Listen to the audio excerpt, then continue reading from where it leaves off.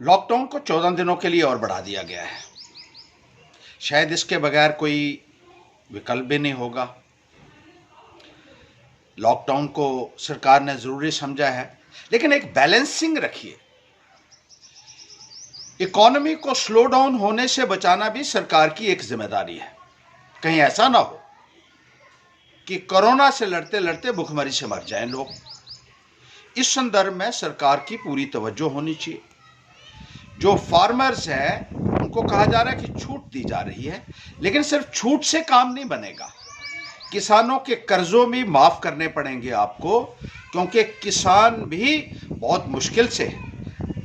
और किसानों में बहुत सारे ऐसे हैं जो बाहर ऑफ सीजन में मजदूरी करने के लिए दूसरी रियासतों में जाते हैं और वहां फंसे हुए हैं। अब उनको भी लाया जाना है, लेकिन उनको लाने के लिए भी सरकार ने अभी तक कोई सीरियसनेस नहीं दिखाई है, क्योंकि ये कहा जा रहा है कि आप खुद अपनी बसें वहां से कीजिए और रजिस्ट्रेशन करवा के यहां आइए।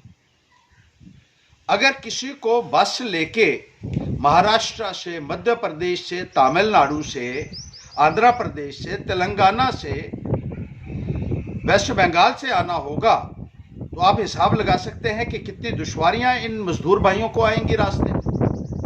ट्रेन का प्रबंध इनके लिए होना चाहिए ताकि ये जल्द से जल्द यहां पहुंच सकें और खेतीबाड़ी का काम कर सकें, क्योंकि ये खेतीबाड़ी करेंगे तो न केवल अपने परिवार का पालन पोषण कर सकते हैं, बल्कि आम लोगों की भी जो फूड ग्रेन्स की रिक्वायरमेंट्स है उनको भी ये किसान ही फुलफिल करते हैं। मैं सरकार से ये भी कहना चाहूंगा कि 4G के नाम पर हमेशा यह कहा जाता है कि सिक्योरिटी कंस्ट्रेंट्स है। सिक्योरिटी कंस्ट्रेंट्स तो जम्मू कश्मीर में हमेशा से रही, और ऐसा भी दौर यहां देखा गया है जबकि मिलिटेंसी अपनी पीक के ऊपर थी।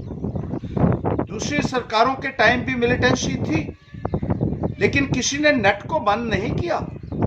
4G को बंद रखना हमारे मौलिक अधिकारों का हनन है। बहुत ज्यादा दिक्कतें विद्यार्थियों को, युवाओं को 4G कनेक्टिविटी बंद होने की वजह से आ रही हैं, और सरकार इसके ऊपर कोई भी बयान नहीं दे रही है। सुप्रीम कोर्ट ने भी कहा था कि जब आपको बंद करना होगा, कोई रिस्ट्रिक्शंस इंपोज करनी होंगी, तो आपको उसके लिए एक वैलिड जस्टिफिकेशन देना होगा। लेकिन यहां मन मर्जी से ऐसा लगता है कि निजाम को चलाने की कोशिश की जा रही हो, और 4G को बंद करके तमाम युवाओं को, विद्यार्थियों को और आम नागरिकों को इस सरकार ने डिसअपॉइंट किया है। और कहीं ना कहीं बीजेपी की सरकार को आने वाले वक्त में इसका खुमाइजा भी भुगतना पड़ेगा।